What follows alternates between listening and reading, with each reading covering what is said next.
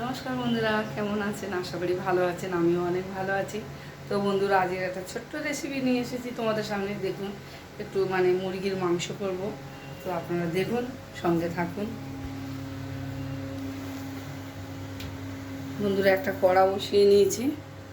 কড়ার মধ্যে আমি এখন নিয়ম মতো তেল দেবো, পরিমাণ মতো। তেলটা গরম হোক।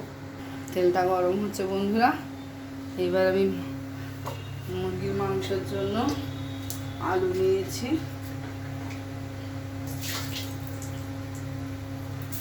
মুরগির মাংসের জন্য আলু নিয়েছি বন্ধুরা। আলু নিয়েছি, আলু, পেঁয়াজ, রসুন বাটা, আদা বাটা, এখানে হচ্ছে টমেটো, মাংস,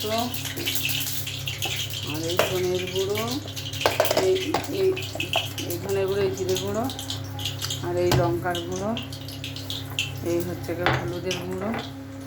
তো বন্ধুরা, তেল গরম হয়ে গেছে।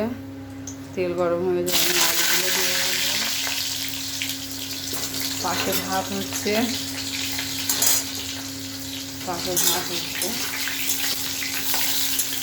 আলুটা ভালো করে ভাজা ভাজা করে নেবো। তো বন্ধুরা, আমার আলু ভাজা হয়ে গেছে, এবার তুলে নেব।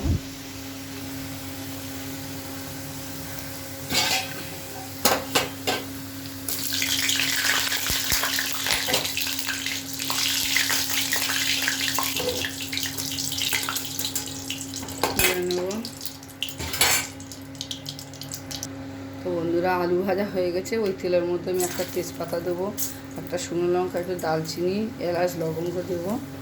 দিয়ে ওর মধ্যে একটা পেঁয়াজগুলো দিয়ে দেবো বন্ধুরা। দিয়ে আস্তে আস্তে নাড়াচাড়া করে গ্যাসটাকে জোরে দেবো। ভালো করে ভাজা ভাজা হয়ে গেলে, তো বন্ধুরা, মাছ ভালো করে লাল লাল করে ব্রাউন কালার ভাজা হয়ে গেছে বন্ধুরা। এইবারে আমি টমেটো দেবো,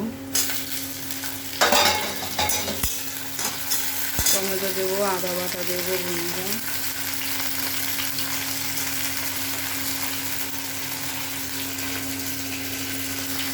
রসুন দেবো 2 চামচ। বন্ধুরা, আমি এবার হলুদ গুঁড়ো দেবো,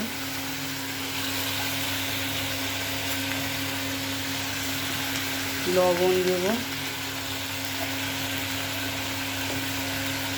একে একে সব মশলাগুলো দিয়ে দেবো। ধনের গুঁড়ো দেবো 1 চামচ,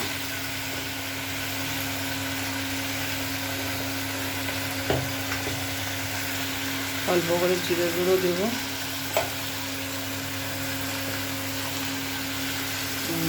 লঙ্কা দেবো পরিমাণ মতো। দিয়ে বন্ধুরা তারপরে নাড়াচাড়া করবো সুন্দর করে। বন্ধুরা, মশলা ভালো করে কষা হয়ে গেছে।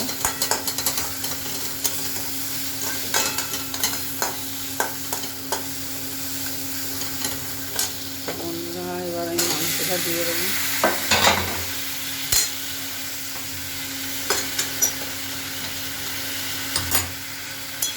মাংসটা দিয়ে পালক করবো।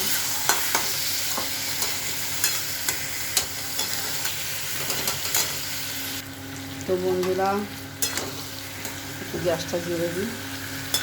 মাংসটা কষা হচ্ছে।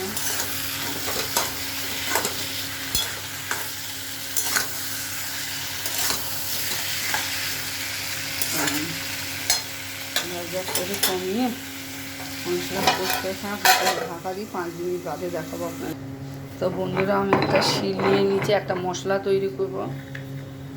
4টে কাজু বাদাম দিলাম, চাল মগজ দিলাম, অল্প একটু পোস্ত দিলাম। এবার এটা আমি ভালো করে বেটে নেব। তো বন্ধুরা, আমি এই চাল মগজ বাটা, কাজু বাদাম, চাল মগজ, পোস্ত বেটে নিয়েছি। এটার মধ্যে আমি দেব কাশ্মীরি লঙ্কার গুঁড়ো 1 চামচ, দই দিয়ে জিনিসটাকে ফেটে নেব। তো বন্ধুরা, এবার আমি ঢাকনাটা খুলে দেবো 5 মিনিট বাদে। আর এই হচ্ছে গিয়ে কাজু বাদাম, পোস্ত, দই আর চাল মগজ আর হচ্ছে গিয়ে তোমার কাশ্মীরি লঙ্কার গুঁড়ো এক জায়গায় আমি সুন্দর করে মিলিয়ে রেখেছি। এবার আমি মাংসটার মধ্যে দেবো। তো বন্ধুরা এবার আমি নাড়াচাড়া করবো সুন্দর করে, কম আছে হালকা আছে, নাহলে জিনিসটা ফাটবে না। সঙ্গে একটু আমি কসুরি মেথি দিয়ে দেবো। দেখুন কসুরি মেথি দিয়ে ভালো করে না। তো বন্ধুরা আমার মাংস কষা হয়ে গেছে, আর এই শাহি চিকেন বানাচ্ছি তো তো একটু কেওড়া জল দেবো ওর মধ্যে। কেওড়া জল দিলে একটু শাহি শাহি ভাব হয়, অনেক ভালো লাগে। রুটি পরোটা ভাত দিয়েও খেতে ভালো লাগে। তো বন্ধুরা দেখা যাক চিকেনটা কত দূর হলো। শাহি চিকেন 10-15 মিনিট হয়ে গেছে, ঢাকাটা খুলে দেখা যাক। দেখুন বন্ধুরা আমি এখন ঢাকনাটা খুলছি, চিকেনটা কি পর্যায়ে আছে দেখা যাক।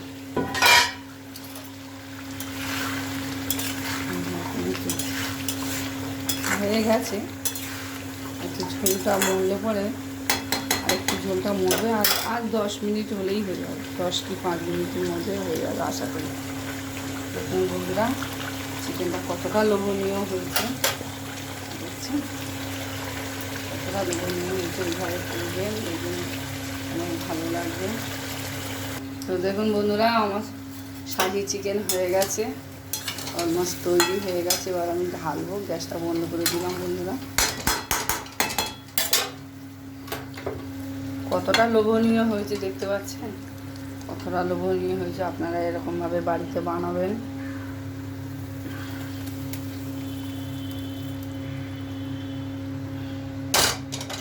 ভালো লাগবে।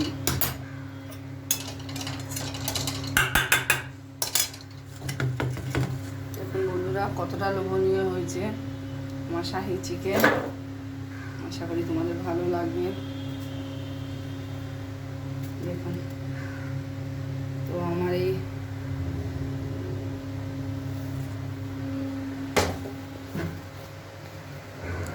রান্নাটা যদি আপনাদের ভালো লাগে তো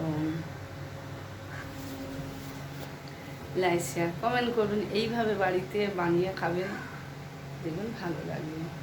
তো আমার এই ছোট্ট রান্নাটা যদি আপনাদের ভালো লাগে তো লাইক শেয়ার কমেন্ট করবেন, আপনাদের প্রিয়জনদেরকে বলবেন, প্রিয়জনদের সঙ্গে শেয়ার করবেন। ভালো থাকবেন। রাধে রাধে, হরে কৃষ্ণ, কৃষ্ণ কৃষ্ণ হরে হরে, হরে রাম রাম রাম হরে হরে। টাটা বন্ধুরা।